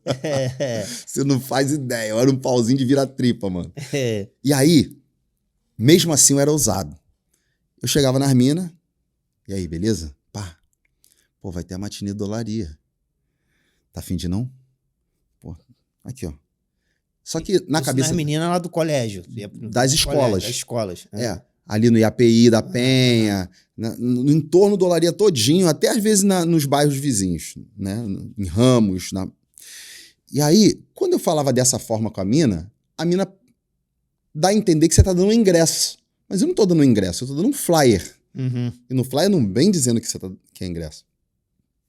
Pelo contrário, vem dizendo o valor do ingresso. Aí eu falava, pô, anota meu bip aí, pô. A gente se encontra lá. Pô, na época era o bip, verdade. Ah, tinha que mandar uma mensagem. Mandar mensagem, velho. Que eu tinha ganho esse bip de uma namorada. Era Mob? Mob. Tinha um Motorolazinho, né? Tive tinha um 3. Tu teve luz azul? Luz azul? Tinha um que acendia a luz azul. Teve, pô. Pô, aí, o luz azul era maneiro, mano. Tu chegava no baile, aí tu botava ele pra fora pendurado assim na cintura, tá ligado? Acendia aquela luzinha azul. Aí tu mandava o teu colega mandar uma mensagem na hora que tu tivesse com a mina. Aí a luz, pá! Aí a mina, playboy. Tá ligado? Desse jeito. E aí, mano, uma namorada que eu tive me deu um desse. E eu achei na pureza, aceitei o bip. Falei, porra, maneiro. Só que eu era moleque piranha. E eu passava o número do bip pras outras minas. E aí, o que a minha namorada fazia? Resgatava as mensagens. Porque o bip tinha esse lance de no final do dia, tu pode resgatar as mensagens do dia. Ela via tudo que eu fazia, mano. Pensando que era esperto. pensando que era malandra, até, enfim. Eu até era um pouquinho, mas nem tanto, viu aí? E aí, mano, eu chegava na porta da escola, eu marcava com as minas, dava o número do bip pras minas, e chegava no dia do baile, ficava todo mundo batendo cabeça na porta do baile, me chamando. Só que eu não tava lá. Eu só ia pra divulgação. Eu não tinha grana pra entrar no baile, porque eu tinha que pagar pra entrar. E aí, o meu alvo era que realmente causasse esse tumulto de todo mundo me chamando na porta do baile, porque só assim, hoje, quando você quer vender ingresso, você me dá um link personalizado, você sabe quem vendeu o teu ingresso. Na época não tinha isso. Qual a única forma de saberem que foi o Coringa que levou as pessoas pro baile? Causando tumulto na porta. Todo mundo chamando o Coringa. Aí, eu começou a ver que eu tava levando muita gente pro baile. Eu marcava com todas elas no mesmo dia, no mesmo horário. Aí, beleza. Chegou um belo dia que eu falei assim, pô, mano, porra, eu queria um aumentozinho, pá. Vocês estão me botando agora pra coordenar uma equipe. Pô, precisava de um aumento, porra, vem de bicicleta. Pô, tem dia que eu tô muito cansado, cara. Pô, cara, tem como dar aumento não. Direi isso aí mesmo. E aí, eu tava sabendo que ia estrear a matinê no Social Ramos Clube. Com o DJ Malboro. Aí eu falei, pô, então faz o seguinte, mano. Tá ruim de me dar aumento? Tu consegue me arrumar uma pulseira de backstage pra eu entrar de graça nos 2 bailes? Tá bom. Falei, consegui. Continuei marcando com todo mundo, só que agora no Social Ramos Clube. Chegou lá o mesmo tumulto, eu entrava de backstage, pá. Aí eu pedia bônus, tipo, deixa eu botar 2 pessoas pra dentro. Aí eu pegava as 2 mais bonitinhas, pá, botava pra dentro, pá, com a moralzinha de cria. Pô, para e pensa. Feio. Mas tinha um Motorola de luz azul que acendia na cintura. Com 2 mina gata do lado, na matinê do DJ Malboro. E com duas backstage, né? Porra, aí tu me diz, fiquei bonito ou não fiquei? Fiquei bonito, mano. Aí, eu sempre com a fitinha no bolso. Uma fitazinha, baixozinha. Sempre com aquela fita. E aí eu olhava e falava, não, hoje não. Hoje não tem clima, hoje não. Aí na outra semana, hoje também não. Chegou um belo dia que eu falei, é hoje. Qual é, DJ? Desenrolar contigo. Ouve minha fita. Isso o DJ Malboro? É. Ouve minha fita. Aí ele, tem um tempo pra ouvir fita, não. Mas isso em fração de milésimos. Eu falei, e ela? Cheio de marra. Filho da puta. Aí ele, isso muito rápido. Eu tô falando aqui pra você lendo, mas tipo assim, foi muito rápido ele. Tem tempo de ouvir fita, não. Toma aqui o microfone aqui, vai lá e canta. Se eu gostar, eu vou lá e gravo. Aí eu falei, que cara foda, mano. Aí fui lá, cantei, ele gostou pra caramba. Quem sabe faz ao vivo. É, só faltou falar isso. Aí ele falou, ó, me procura lá no Meyer lá. Eu falei, mas aonde no Meyer? Ele, não, chegou lá no Meyer, todo mundo me conhece. Só falar onde é que é o estúdio do Malboro. Segunda-feira, acordei de manhã cedo, peguei o 676 e fui parar no Meyer, só que eu desci lá do outro lado, no Corpo de Bombeiro. Comecei a procurar. Sabe onde é que é o estúdio do Malboro? Sei não. Fui no Malboro. Sabe onde é que é o estúdio do Malboro? Sei não. Aí atravessei a linha do trem. Aí é onde começa a Dias da Cruz ali, né? Sabe onde é que é o estúdio do Malboro? Sei não. Comecei a subir a Dias da Cruz. Dias da Cruz é grande. Se você botar no Google aí, você vai ver. Ela cruza bairros. E aí ninguém conhecia o estúdio do Malboro, mano. 7 horas da noite eu tava indo embora pra casa. Pô, eu lembro que uma vez eu fui lá, meu irmão, era Dia das Cruzes, aí tu entrava numa rua assim, lá no final tinha uma igreja, aí a igreja tu Nossa Senhora da direita. Pô, eu dei sorte que a pessoa sabe, meu irmão, é DJ, né? Aí o cara me falou, mas fiquei perdido lá também. Mano, inviável. Para, eu desci do outro lado do Corpo de Bombeiro, velho. Aí... Era Afegã o nome da empresa. É, tinha o prédio da Afegã lá embaixo, na Dias da Cruz, que era um prédio cinza, e tinha a Afegã lá em cima, que era o estúdio. Irmão, aí eu, beleza, desisti. Pô, eu cheguei lá 9 horas da manhã e saí de lá 7 horas da noite procurando o estúdio. A barriga roncando. Tudo bem. Passaram-se 2 anos. 2 anos se passaram. Aí eu encontrei com ele na porta da Rádio Imprensa, lá, da Popular FM, na Tiradentes. Aí ele, ô viadinho. Ele tem mania, chama todo mundo de viadinho. Né? Ô viadinho. Ô viadinho, tu foi tu que me procurou lá no baile, lá no Social Ramos Club lá? Não falei pra tu me procurar? Eu falei, pô, mano, ninguém conhece aquela porra, aquele lugar, cara. Procurei pra Era caralho. só perguntar, cara. Eu falei, eu passei de 9 da manhã até 7 da noite perguntando, ninguém sabia. Ele, não, então tu perguntou no lugar errado. Eu falei, tu queria que eu perguntasse no endereço? É. Pô, Se eu não tinha o endereço? eu não tinha endereço. Aí foi quando ele ouviu, a música já estava produzida, né? E aí eu dei a música na mão dele lá, aí foi quando a música entrou no CD O Melhor da Rádio Imprensa Volume 2. Pô, show. Então, olha toda a estratégia que eu tive que criar para conseguir chegar perto de um DJ expressivo na época, para fazer a minha música ser... Eu podia ser um chato, podia escorar ele toda hora, podia ser chato com o Pedrinho, mas, mano, eu via o quantas pessoas chegavam nessa galera e eram tidos como o chato. Aí, também, tu imagina, quantas pessoas procuram aquele cara quando o Bamburu tava No no Brasil auge? inteiro. O cara era o número 1 do Brasil, Sim. né? Pô, tu imagina quantas pessoas... E não dá pro cara atender todo mundo, né? Eu sou prova disso, porque eu trabalhei com ele durante 3 anos como produtor e gerente do estúdio. Foda. Eu recebia música do Brasil inteiro e eu tinha que peneirar aquilo ali. As músicas aprovadas por mim iam pra reunião para ser aprovada pelos DJs, para depois voltar para mim para eu mandar para ele. Então você imagina a parada. Um processo, né? Um processo. É igual o Denis hoje. Você imagina quantas músicas o Denis recebe do Brasil inteiro hoje. Né? Pô, com certeza. Então é complicado. Então, assim, você que quer, mano, tu não tem que só querer. Tu tem que querer muito. Porque senão tu fica no caminho, mano. Fica no caminho. Agora, como é que você enxerga essa forma do teu pai que ele te criou? Como você enxerga hoje? Eu sei que, pô, meu pai também ele era um pouco assim, só que meu pai não chegou a ser da forma do seu, porque minha mãe tava ali sempre regulando, que meu pai era aquele cara pernambucano, porra, todo ignorante, falava tudo gritando, me chamava no assovio.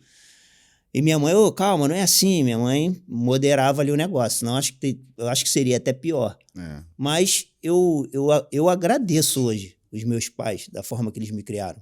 Sim. Porque foi como você, nunca usei droga, nem beber, eu sou de beber, nunca tive vício nenhum, só tinha aquele víciozinho de mulher, né, que a gente tem quando é moleque, né? Pode crer. Vai falar 16, 17 anos e tal. Mas isso aí depois passa com o tempo você casa, você namora, você fica noivo, e com o tempo você vai amadurecendo, isso vai passando um pouco. Mas como é que você enxerga hoje isso? Essa forma rude dele, assim, de... Cara, eu tava assistindo um lance sobre os técnicos de basquete nos Estados Unidos. E tava vendo os métodos que os técnicos usam para determinados jogadores. Às vezes você tem um técnico muito rude, mas que ele mexe com o brio do time de um jeito que o time funciona. Aí você pega esse mesmo técnico e coloca para um outro grupo. E esse técnico é rude com aquele grupo e aquele grupo não aceita, não assimila, a parada não rola. Aí você pega um técnico muito tranquilo, muito agregador, muito acolhedor. Paizão. Tem um grupo que monta nas costas dele e a temporada é uma droga. Tem um grupo que se sente abraçado por aquele paizão e a parada flui de um jeito que aquilo vira uma família, a ponto de quando você tem que vender um jogador, nego chora, nego deprime o caramba. O meu pai, ele foi da forma que foi comigo. Sempre foi duro.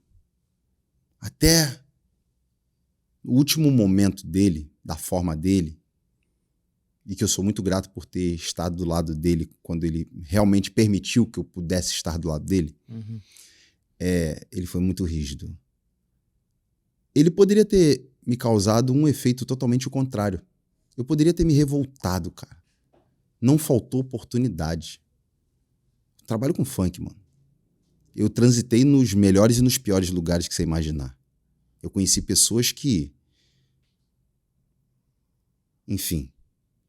Comunidade, né, mano? A comunidade, você abre a janela e a realidade tá bem ali debaixo da tua janela, né? Então, o efeito que meu pai causou em mim, da forma que foi, é por isso que eu sou grato a ele, sabe? Uhum. Porque eu tenho uma irmã de sangue que a gente não teve muito contato. Hoje a gente até se fala de vez em quando, pá, mas a gente não tem aquela conexão de irmão que foi criado junto e tudo mais.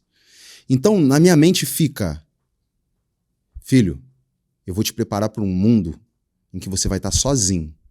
Depois que eu não estiver mais aqui e a sua mãe, você vai estar sozinho. Você sente falta do teu pai, né?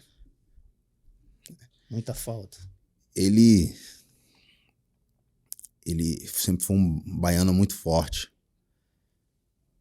E ele se foi tem pouco tempo.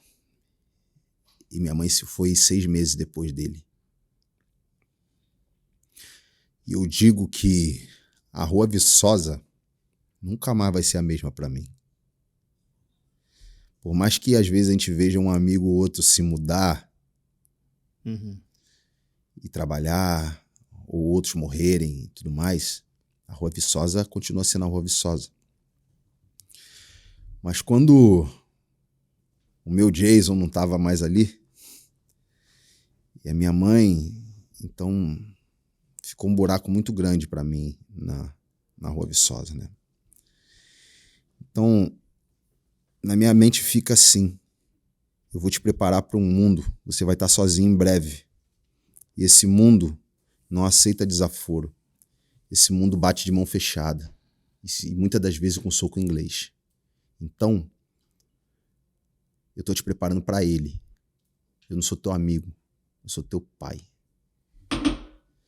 Porque o erro de muitos pais é querer ser amigo dos seus filhos. Procure entender o que eu tô dizendo. Procure entender mesmo o que eu tô dizendo, sabe por quê? Eu vou me sentir um incompetente se o seu comentário for de contra o verdadeiro motivo das coisas que eu tô falando aqui. Por isso eu preciso que você entenda o que eu tô dizendo. O fato de você ser amigo do seu filho causa uma impressão na cabeça dele de que você tem outros amigos depois dos seus pais. É diferente. Ser pai é te educar, te preparar pro soco inglês que vai vir na direção da tua cara durante a vida. Sabe? Então, foi assim que eu vi o meu pai e minha mãe esse tempo todo. Eu sou grato. Mas você usaria esses métodos do seu pai para com seus filhos? Não. Essa pergunta que eu ia te fazer agora. Como é que é a sua criação com seus filhos? Eu sou pai de 3 meninas. 3 meninas? 3 meninas. Uma de 5, uma de 14 e uma de 23. Legal. A de 23, ela tá morando fora. Acabou de ser mãe. Eu sou avô. Que show. É. E tem essa cara de 26. Vovô Coringa. É. Aí, 26 anos.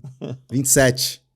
27 anos, avô. Vovô Coringa. Há 27 anos que eu digo é de carreira.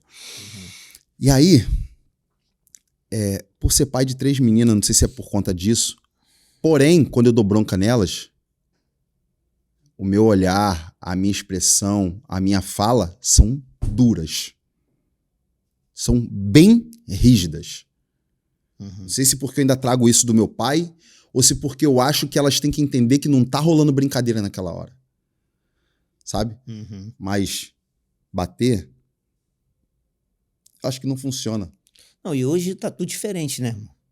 Naquela época tu apanhava um dia desse, eu lembro que eu fui dar um tapa no meu filho, ele, que eu vou chamar a polícia. Eu falei, o quê? Polícia sou eu, meu amigo.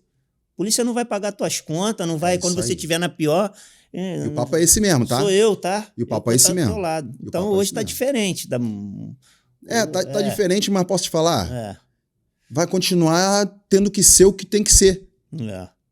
Porque eu não posso aceitar que um filho levante a mão pra mim. Com certeza. Isso aí. Eu não posso aceitar que um filho me xingue. Então eu tenho que botar ele no eixo. Não é o governo que vai botar ele no eixo, não. Sou eu. Quem gerou eles fui eu. Os problemas de dentro da minha casa resolvo eu, do meu jeito. As leis dentro da minha casa, quem faz sou eu. Lembrando que eu sou responsável pelos meus atos. Porque as pessoas confundem muito. As pessoas confundem muito, Fabiano. Liberdade de expressão é uma coisa, mas a liberdade de expressão não te isenta da responsabilidade pelo que você faz. Você tem toda a liberdade de fazer o que você quiser fazer. Se eu quiser tacar esse copo no chão aqui agora, eu taco. Mas com responsabilidade. Com responsabilidade. Eu sei muito bem o que ele vai causar quando ele bater no chão. Inclusive, eu posso cortar o meu pé se eu pisar nele. Ou alguém cortar o pé. Ou alguém cortar o pé. Isso aí. Então, mano, não confundam a liberdade, porque a liberdade não te exime da responsabilidade, tá bom? Então, assim, com as minhas filhas, graças a Deus, mais uma vez, eu ajoelho e levanto as mãos pro céu de ter as filhas que eu tenho. Tem uma família maravilhosa, né, cara? Isso é bom demais. Tem, porque a minha mais velha sempre me respeitou, pensa um pouco diferente de mim de algumas coisas, mas respeita a minha posição. Aí, às vezes, vem fazer umas caras e bocas, eu falo assim, você tá de brincadeira comigo, irmão? Me respeita, rapaz. Ah, pai, não fiz nada. Eu te conheço. Afinal de contas, você é um pedaço de mim. Com certeza. E aí, a de 14 anos também, mesma coisa. Poxa, eu só tenho que agradecer a Deus. A mais nova é a espoleta da casa, mas quando eu... Fala firme. Quando essa sobrancelha aqui levanta, ela já entende que, tipo, acabou a brincadeira, ele tá falando isso sério. Isso é legal demais. Não sei o quê. Hoje, no mundo que a gente vive, isso é uma dádiva. E assim, e elas procuram, eu ensinei a elas, a educação musical vem desde a barriga, né? Eu acredito de que vem desde a barriga. Então, e não só a educação musical, mas a essência que a gente absorve, que a gente passa. Né? E assim...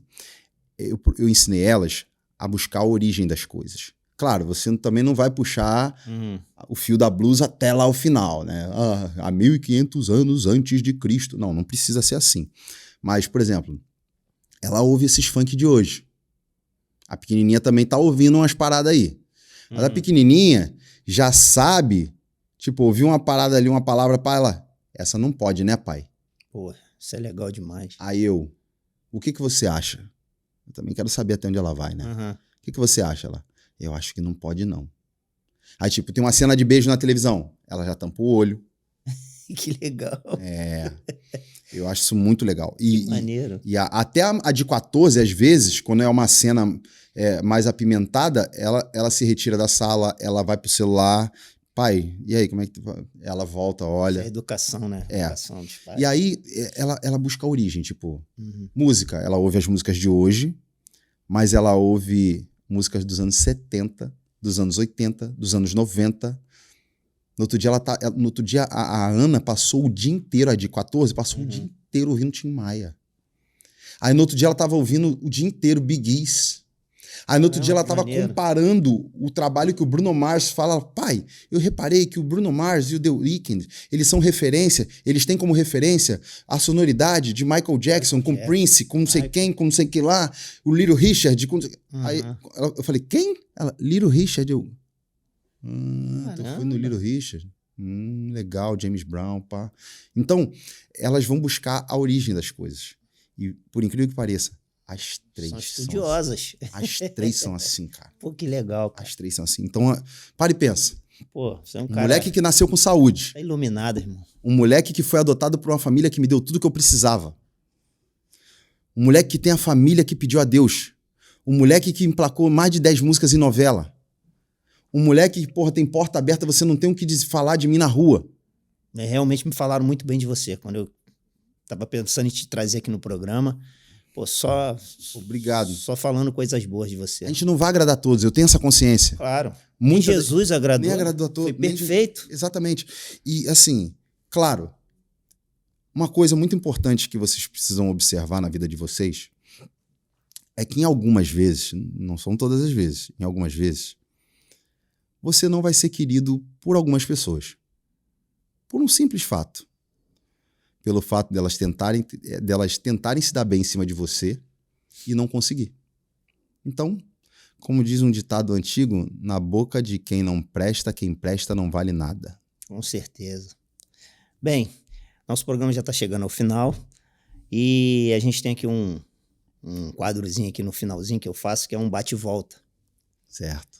Qual foi a sua maior decepção? Caraca, no seco. É uma decepção.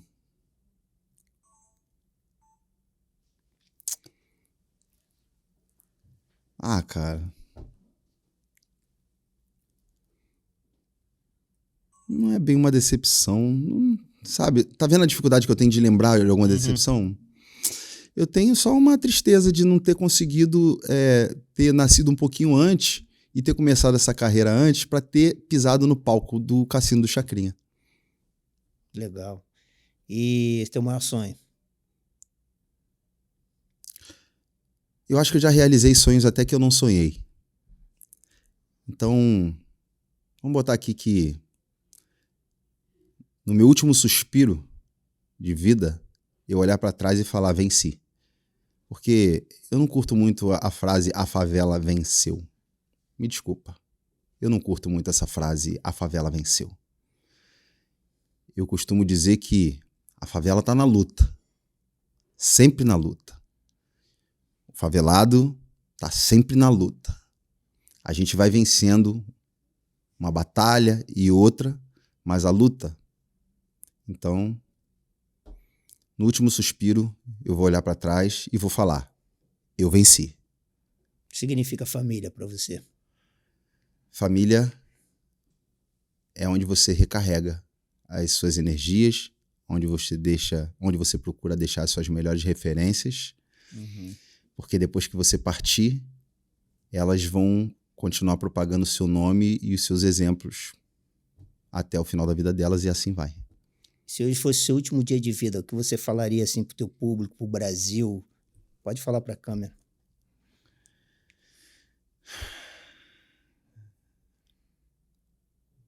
Se eu puder servir de inspiração para vocês, eu venci. Irmão, obrigado por ter vindo. Tua história de vida é muito bacana. Tu é um cara sensacional. Obrigado por ter vindo no meu programa, tá, irmão? Eu que agradeço a oportunidade. De coração. De poder falar para você, para sua equipe, para a galera que tá nos assistindo aí.